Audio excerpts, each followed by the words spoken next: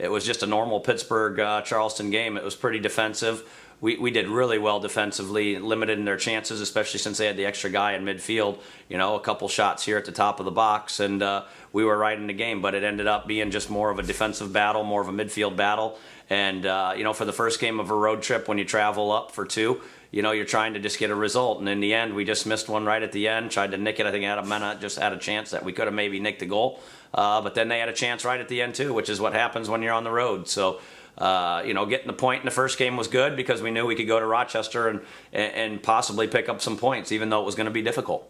You know, the first half, you know, Rochester maybe had a bit more to play, but second half, I felt like we controlled the game, and which is ironic because that was our second game in 2 days, less than 24 hours.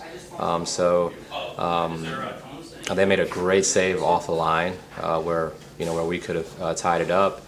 But you know, I thought overall we did well. Just once again, a bit unlucky not to score. Is there any frustration setting in, or are the boys keeping their heads? No, they're keeping their heads. I mean, we had a solid performance. We talked about it, and yeah, I mean, you know, when you don't get a goal, but you're going into two places that Pittsburgh and Rochester are both defensive teams.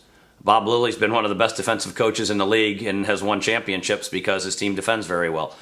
Justin Evans was here and has been around coaches that they defend very well. He did go 3-5-2. It would have been nice, but you know, we kind of made sure that we didn't open up because they are a good offensive team and they like to cross it in. We didn't want to give up a lot of chances, which we didn't do.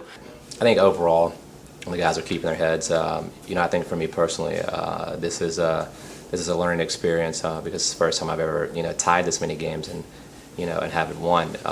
But also, I think looking at our schedule and what makes the USA so great is the playoffs. Is that all we have to do is get on a winning streak and and we can make the playoffs. And we've been in every game.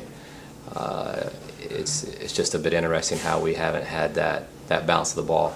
Now I think we know, hey, we're gonna be good defensively. But let's make sure that we go and try to put some pressure on them offensively. And that was the good part. We were doing it against Rochester. We were doing it on a surface that we're not used to. And now we're going up against two, teams that we can get results against. Harrisburg, obviously, they're young and they open up and give you chances in the back, but they're going to go forward. So they're a two-way team who tries to play a little bit, but they'll make mistakes. And Dayton, you always got to go up there. They play on a small, narrow turf field, but we played on turf, and our guys played very well, the first and second half. So I think it's a weekend that we want to go get 4-6 points and really push ourselves back into it. And that's what we talked about. If we can go get 4-6 points and you look at the standings, that pushes you right up into the mid-table.